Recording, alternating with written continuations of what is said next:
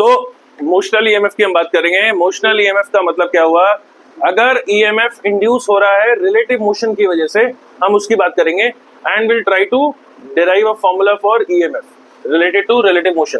तो उसके लिए हम कोई भी एक सेटअप अज्यूम कर लेते हैं कि जैसे यहाँ पे देख लो कि इधर परपेंडिकुलर मैग्नेटिक फील्ड रखी हुई है मैंने, राइट, और इसके अंदर हम एक सेटअप लगाएंगे। लेट अस से एक रॉड जो है वो रॉड जो है वैसे मूव कर रही है, सही है, उसकी वेलोसिटी भी है। अब अकेली रॉड होगी तो करंट तो फ्लो होता हुआ हमारे को दिखेगा नहीं, तो हम क्या करते हैं, लेट अस से एक कंडक्टिंग सेटअप लगाया मैंने, कंडक्टिंग फ्रेम लगाया हुआ है इस तरह से, सही है। तो ये जो मेरी रॉड है इसका नाम, रॉड का नाम रख देते हैं AB। ये AB रॉड जो है एक फ्रेम है PQRS, इसके ऊपर मूव कर रहा है कंडक्टिंग फ्रेम के ऊपर, सो दैट ये जो है ना एक क्लोज सर्किट बना रहा है, ठीक है। तो हम क्या लिख देंगे, कंसीडर, लिखो क्या लिखेंगे हम, कंसीडर, पहले सेटअप के बारे में लिख लो फिर ड्रॉ कर लेना। कंसीडर अ कंडक्टिंग रॉड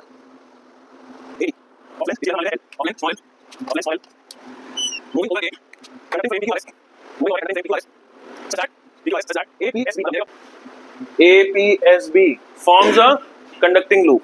तो बेटा ये रॉड आगे जा रही है, पीछे आ रही है, इसकी वजह से क्या हो रहा है, ये जो कंडक्टिंग लूप है इसमें करंट इंड्यूस होना चाहिए। क्यों इंड्यूस होना चाहिए, अगर APSB एक कंडक्टिंग फ्रेम बना रहा है तो रॉड के आगे या पीछे जाने से इसके अंदर में करंट क्यों इंड्यूस होना चाहिए क्लोज लूप में, क्यों फ्लक्स चेंज हो रहा है, एरिया बढ़ रहा है, the rod is moving forward, the effective area is increasing और डिक्रीजिंग, राइट, जिसकी वजह से फ्लक्स चेंज हो रहा है। तो इंस्टेंटेनियस पोजीशन इसकी अगर मैं मान लूं x है, रॉड की कोई भी इंस्टेंटेनियस पोजीशन को मैं अगर x मान लेता हूं, तो then magnetic flux through closed loop, कौन सा, APSB कितना है, फ्लक्स का फॉर्मूला क्या हो गया, फ्लक्स होता है NBA cos थीटा। मैं बार बार फॉर्मूले से ही आंसर निकालता हूं तो आपको समझ में आना चाहिए। नंबर ऑफ टर्न्स क्या है सर, नंबर ऑफ टर्न्स है 1। मैग्नेटिक फील्ड क्या है, मैग्नेटिक फील्ड तो जो सेटअप की हुई एक्सटर्नल फील्ड, इसका नाम B ही रख देता है, तो B हो गया। एरिया क्या हुआ इसका, L है, ये X है, ये चीज वेरिएबल, ये फिक्स है, तो एरिया क्या होगा LX। cos थीटा कितना हो गया, 0 डिग्री। क्यों, मैग्नेटिक फील्ड भी ऐसे परपेंडिकुलर टू द प्लेन है, उसका नॉर्मल के परपेंडिकुलर ही होगा, और जब एक सिंगल एरिया है तो उसका नॉर्मल हम किधर भी ले सकते हैं, उससे कोई फर्क नहीं पड़ रहा है। तो फ्लक्स का फॉर्मूला क्या आ गया, मैग्नेटिक फ्लक्स का फॉर्मूला BLX। क्या ये बात समझ में आ गई, ये हो गया flux at any instant of time, right. Now EMF induce क्या होगा, अच्छा हमारी बुक में अगर हम देखेंगे ना, यहाँ पे आप देखोगे कि V जब इधर ले रहे हैं तो EMF में माइनस का निशान आ जाएगा, हमारा आंसर आएगा -BLV। लेकिन टेक्स्ट बुक में या NCERT में देखोगे वो आंसर निकाल देते हैं BLV, उससे कोई फर्क नहीं पड़ता।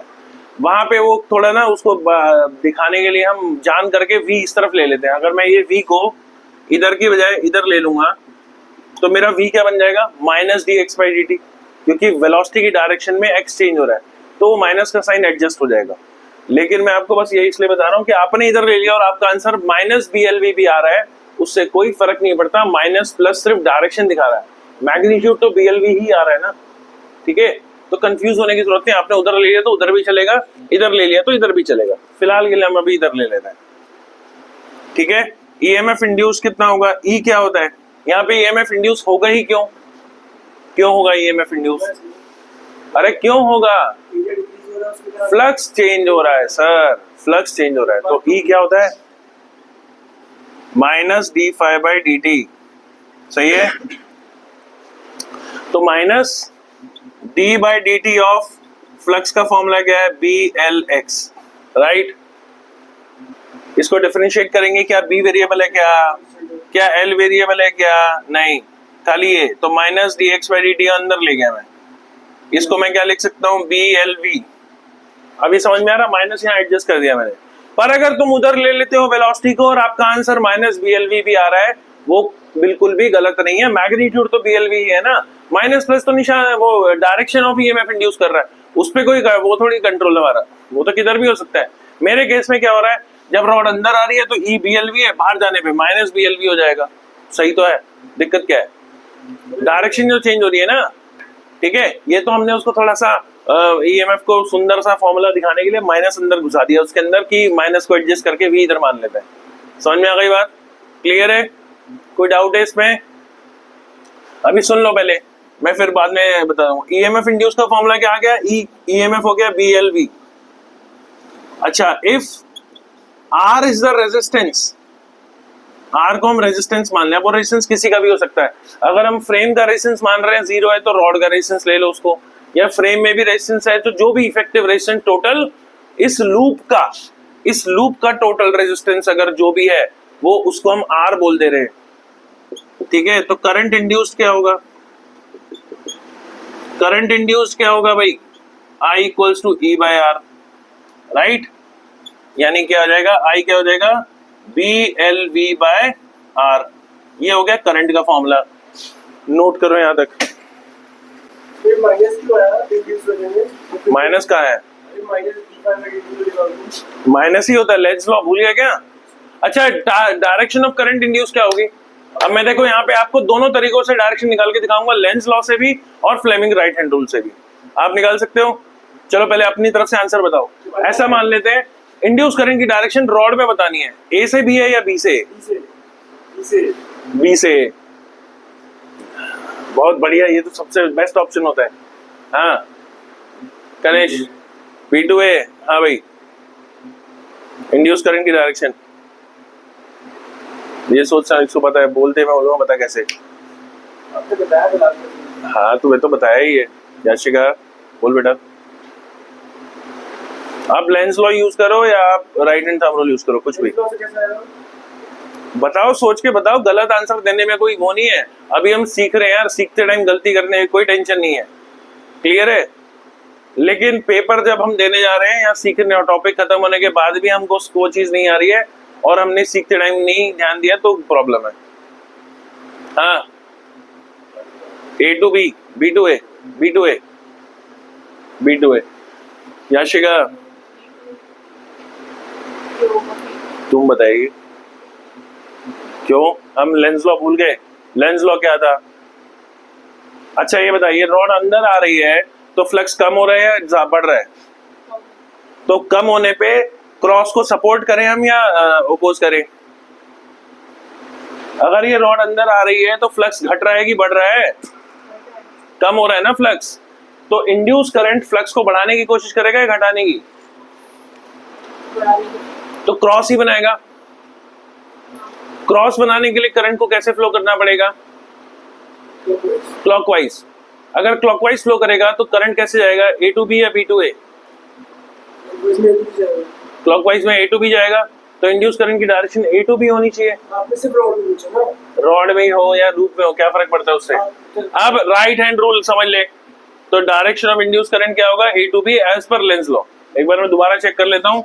रॉड अंदर आ रही है, क्रॉस कम हो रहा है। अगर क्रॉस कम हो रहा है तो इंड्यूस करंट जो है क्रॉस ही बनाने की कोशिश करेगा, क्योंकि उसको चेंज से प्रॉब्लम है। तो क्रॉस बनाने के लिए करंट फ्लो करना चाहिए क्लॉकवाइज। क्लॉकवाइज मतलब A से B जाना चाहिए induce current. Right hand rule अगर मैं देखूं, राइट हैंड रूल क्या कहता है? ये फोर्स है, ये फील्ड है और ये इंड्यूस करंट है। तो फील्ड कहाँ है? अंदर है। फोर्स कहाँ है? इधर है। इसके हिसाब से भी करंट आ रहा है A to B, तो इंड्यूस करंट की डायरेक्शन होगी A to B। समझ में आ गई बात? दोबारा बताऊं, रॉड अंदर आ रही है, फ्लक्स कम हो रही है, क्रॉस कम हो रही है, इंड्यूस करंट भी क्रॉस ही बनाएगी, और क्रॉस बनाने के लिए उसको क्लॉकवाइज फ्लो करना पड़ेगा, और क्लॉकवाइज फ्लो करने के लिए A to B। और अगर हम राइट हैंड रूल, राइट ही है ना, हाँ राइट हैंड रूल की बात करेंगे अगर हम, तो मैग्नेटिक फील्ड अंदर है और मोशन ऑफ कंडक्टर ऐसे है, ये देखो, तो इंड्यूस करंट की डायरेक्शन उस हिसाब से भी A to B ही है। सही है? नोट करो इसको बेटा। ओके, अब यहां पे देखो कि इसमें आपने रॉड को मूव कराया, उसमें सॉरी EMF इंड्यूस हुआ, EMF इंड्यूस हो रहा है, सारी बात ठीक है। लेकिन मैं ये रॉड को ऐसे धक्का देके छोड़ दूं, 1 2 3 छोड़ दिया, छोड़ते ही रुक जाती है वो, ये क्या मजाक है? मैं कॉन्टिन्यूसली अगर उसको मूव कराता रहूंगा तभी ईएमएफ इंड्यूस हो रहा है, लेकिन मैं ऐसे धक्का देके छोड़ दूं तो रुक जाती है वो। क्यों भाई, क्यों रुक जाती है? Conservation of energy. आपने उसको धक्का दिया, वो थोड़ा सा चली, उसमें करंट आया, तो जो उसकी काइनेटिक एनर्जी थी वो इलेक्ट्रिकल में कन्वर्ट हो गई, तो उसमें काइनेटिक कहां से बचेगी? तो अगर मैं चाहता हूं कि कॉन्टिन्यूसली उसमें इलेक्ट्रिकल एनर्जी या करंट फ्लो करता रहे, तो मुझे भी बाहर से कॉन्टिन्यूसली उसको इलेक्ट्रिकल एनर्जी लाने के लिए काइनेटिक एनर्जी देनी पड़ेगी, या मुझे बाहर से कॉन्टिन्यूसली फोर्स लगाते रहना पड़ेगा। You getting my point? If we want current to be induced या generated continuously in the loop, then we must supply continuously the external energy also, kinetic energy also to the rod, and in order to do that we need to continuously exert a force on the rod. क्यों? क्योंकि Lenz law की वजह से rod रुक जा रही है, तो जो फोर्स उसको रोक दे रही है, हमें उसी को ओवरकम करने के लिए एक्सटर्नल फोर्स कॉन्टिन्यूसली लगाते रहना पड़ेगा। अगर हम चाहते हैं वो कांस्टेंट वेलोसिटी से भी मूव करे, तो एक्सेलरेशन के लिए तो और भी देना पड़ेगा। क्या ये बात समझ में आई? हाँ, लेंज लॉ के हिसाब से रॉड को अगर आप ऐसे धक्का देके छोड़ देते हो तो रुक जाती है, क्योंकि उसमें करंट आ गया, तो उसको रोक कौन रहा है? वही मैग्नेटिक फील्ड, लेंज लॉ, कुछ भी कह लो। तो हमें भी उसको अगर कॉन्टिन्यूसली मोशन में रखना है तो बाहर से फोर्स लगानी पड़ेगी। तो हम क्या लिखेंगे? आगे लिखो इसको, the force required to maintain the motion of rod, force required to maintain motion of rod, maintain motion of rod क्या होगा? F इक्वल टू क्या होगा भाई? भाई अगर कोई भी करंट कैरिंग वायर जिसकी लेंथ L है वो मैग्नेटिक फील्ड B में मूव करती है, तो उसके ऊपर क्या फोर्स लगती है? Magnetic ILB। तो जितनी फील्ड उस पर फोर्स लगा रहा है तुमको उतनी बाहर से देनी है ताकि वो मूव करती रहे। हालांकि रियल प्रैक्टिस में ये फोर्स थोड़ी सी ज्यादा हो सकती है due to some friction over here या कुछ भी डिसिपेटिव फोर्स की वजह से। समझ में आ रही है बात? क्लियर है?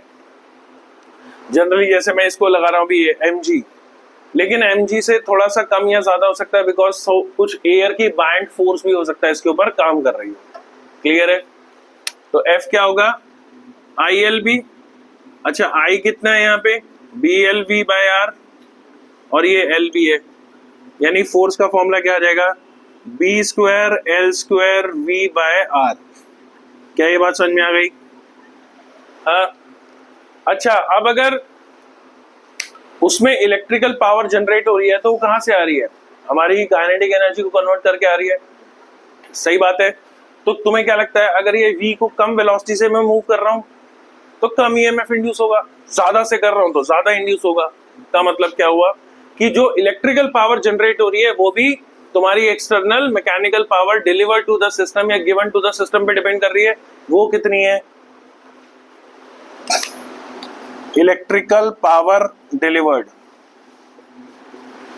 ध्यान रहे, ये आंसर में कुछ ना कुछ टॉलरेंस या प्लस माइनस होगा इन एक्चुअल प्रैक्टिस, क्योंकि हम यहाँ पे फ्रिक्शन और बहुत सारी other dissipative forces of energy, ठीक है, डिसिपेटिव फोर्सेस को हम यहाँ पे नेग्लेक्ट करके चल रहे हैं। हमें मान के चल रहे हैं जितना हम सिस्टम को दे रहे हैं इनपुट, वो सारा का सारा कन्वर्ट हो रहा है, यानी एफिशिएंसी 100% है। लेकिन रियल प्रैक्टिस में एफिशिएंसी 100% कभी नहीं होती है, because there are some forces which will always strip the system of some mechanical energy। हमेशा रियल लाइफ में कुछ ना कुछ ऐसी फोर्सेस होंगी जो सिस्टम की मैकेनिकल एनर्जी को खत्म करती हैं, यानी रफली कहे तो कुछ ना कुछ फ्रिक्शन टाइप की फोर्स हमेशा काम करती है। तो इलेक्ट्रिकल पावर डिलीवर्ड क्या होगा? पावर का फॉर्मूला क्या होता है भाई? Force into velocity. तो क्या हो जाएगा? B square L square V square by R। क्या ये बात समझ में आ गई? ये आ गया पावर का फॉर्मूला। नोट करो बेटा इसको, ये हो गया।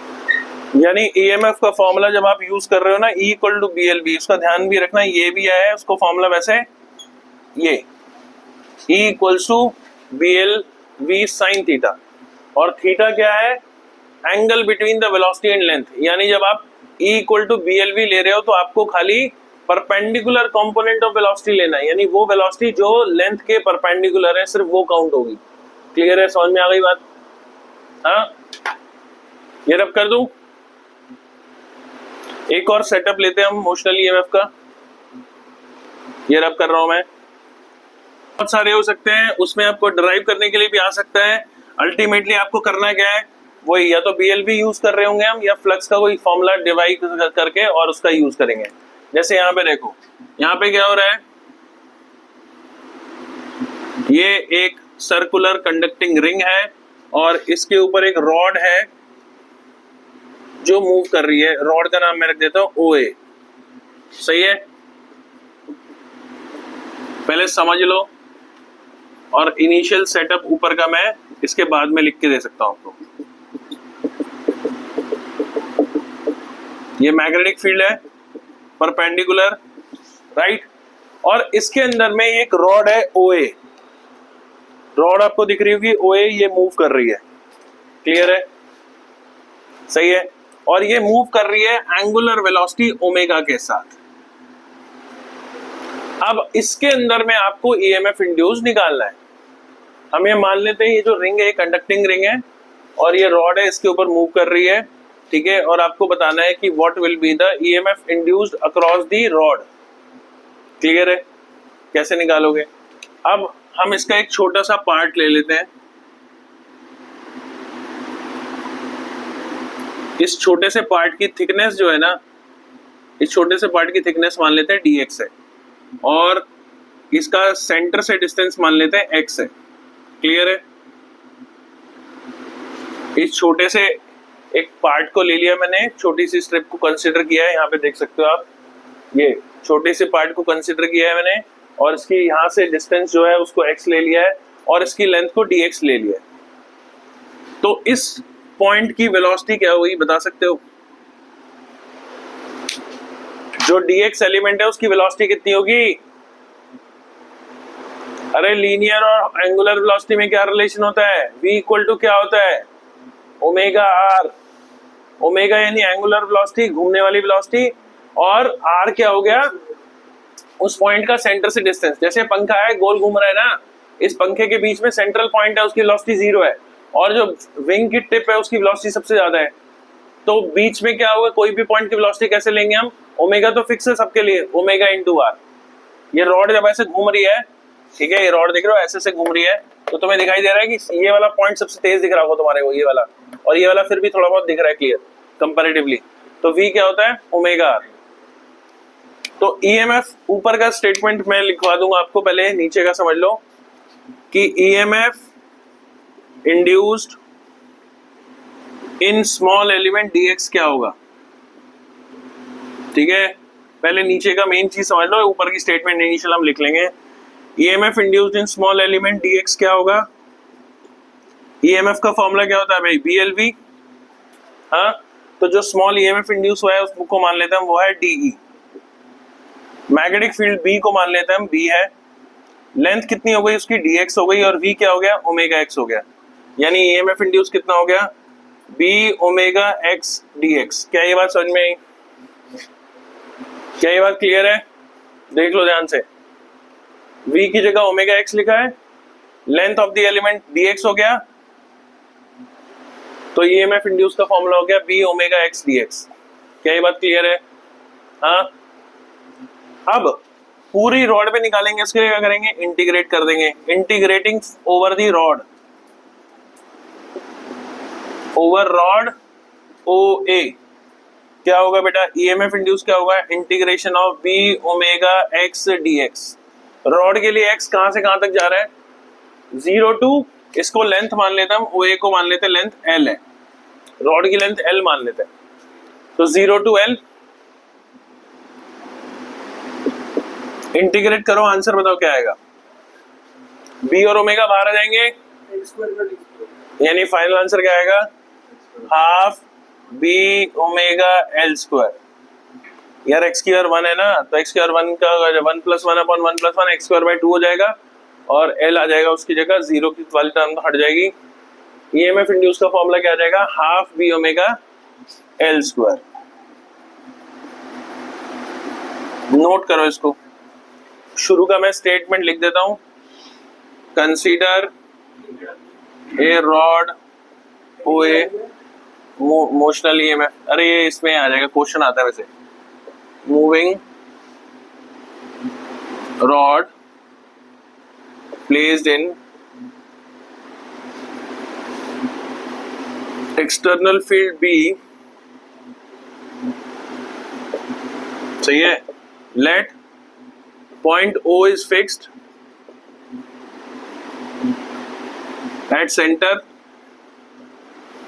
and A moves over a conducting ring, moves over circumference of conducting ring.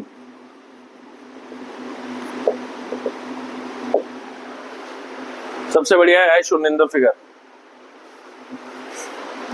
ठीक है, एज शोन इन फिगर। वैसे एक क्वेश्चन की फॉर्म में आ सकता है कि आपको आंसर बताओ, तब भी रहेगा। ध्यान रहे इसके अंदर में आधा फील्ड में पढ़ा हो आधा बाहर हो, तब भी आंसर यही रहने वाला है। अच्छा एक चीज और बताओ इसके अंदर भाई, फिर नोट कर लेना, मैं छोड़ दूंगा, इस पर टाइम दे दूंगा आपको। कौन सा टर्मिनल पॉजिटिव है, O या A? मतलब कौन सा पॉजिटिव कौन सा नेगेटिव है, O और A में से कौन पॉजिटिव है कौन नेगेटिव है, बोलो। कौन पॉजिटिव है और कौन नेगेटिव है? कैसे आया? राइट हैंड रूल, हाँ।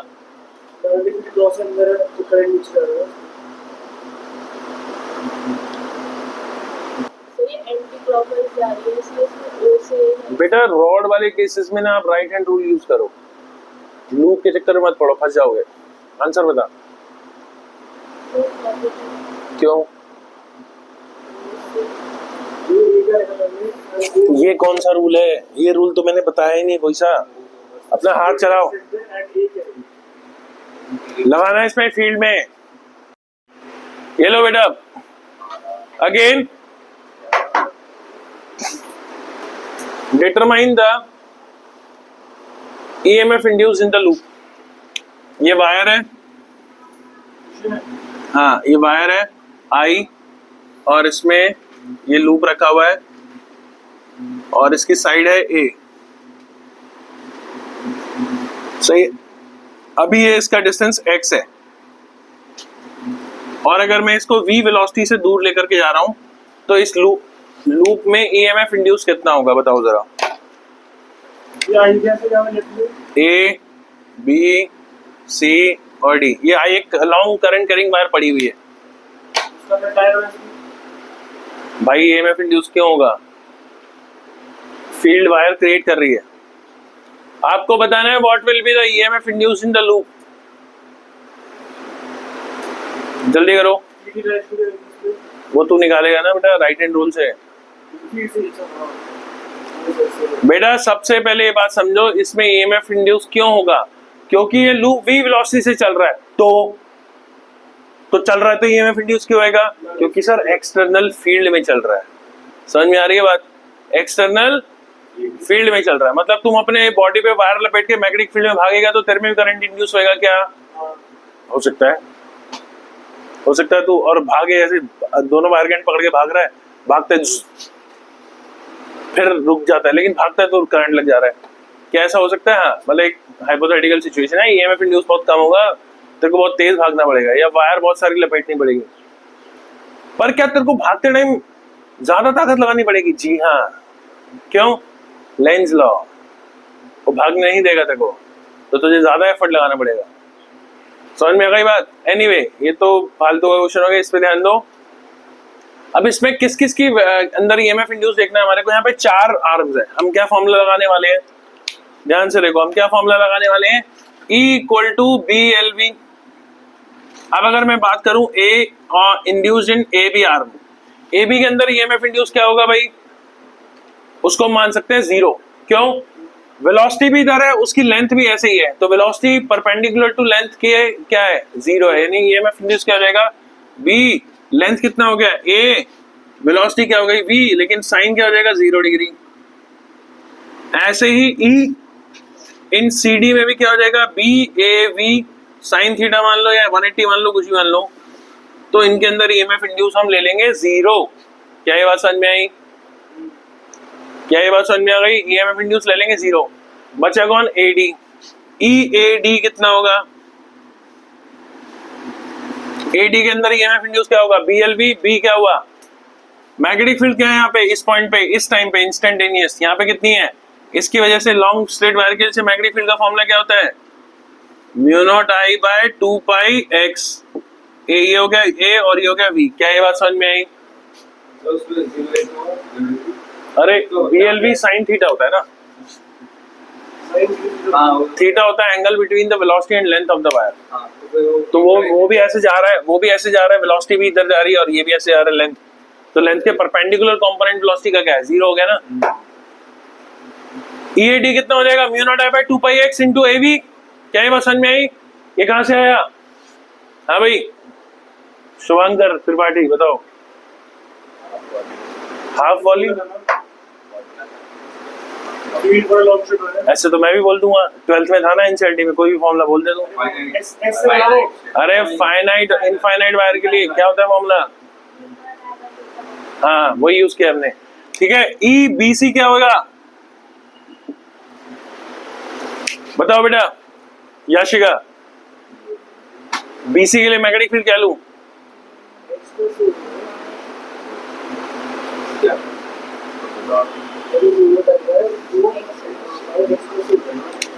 म्यू नॉट आई अपॉन में 2 पाई एक्स प्लस ए। होना चाहिए नहीं होना चाहिए? होना चाहिए। अब यहाँ पे अगर आप देखोगे तो मेरे को ये बताओ, एडी में इंड्यूस करंट की डायरेक्शन क्या है और बीसी में इंड्यूस करंट की डायरेक्शन क्या है? पोलैरिटी ले लो। एडी के लिए पोलैरिटी क्या है? पहले तो यहाँ पे मैग्नेटिक फील्ड की डायरेक्शन क्या है?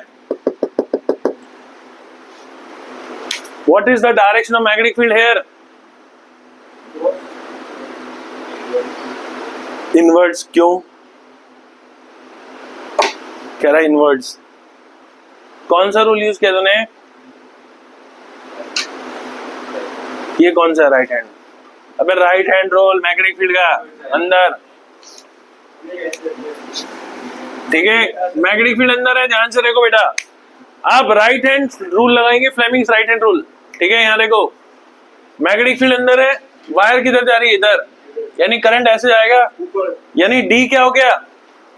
करंट डी टू ए जा रहा है ना, तो डी क्या हो गया? नेगेटिव, ए क्या हो गया? पॉजिटिव। लेकिन इस वायर के लिए भी सी क्या हो गया? नेगेटिव, ये हो गया पॉजिटिव। अरे भाई ये तो लफड़ा हो गया।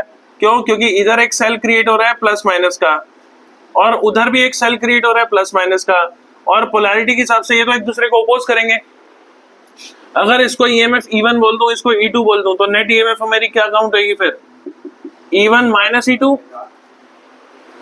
Net EMF E1 minus E2 हो जाएगा ना, क्योंकि सेल एक दूसरे को अपोज कर रहे हैं और वो सीरीज में है। सही है? तो ई नेट कितना हो जाएगा? ई एडी माइनस में E B C. Value put करो और आंसर निकाल दो। और मुझे कैसे पता कौन सा बड़ा है? एडी बड़ा है, बीसी बड़ा है? चलो नोट करके आंसर निकालो फटाफट। क्या आएगा? Mu naught I A V common है, बाहर आ जाएगा, अंदर रह जाएगा। 2 पाई भी बाहर आ जाएगा। 1 अपॉन एक्स अपॉन में 1 प्लस एक्स बाय ए, नीचे आ जाएगा एक्स इंटू में एक्स प्लस ए, और ऊपर कट जाएगा एक्स, तो ये आ जाएगा ए स्क्वायर। तो फाइनल आंसर यही आ जाएगा, mu naught I a square V upon में 2 पाई एक्स इंटू में x plus a. This is your final answer. Note करो।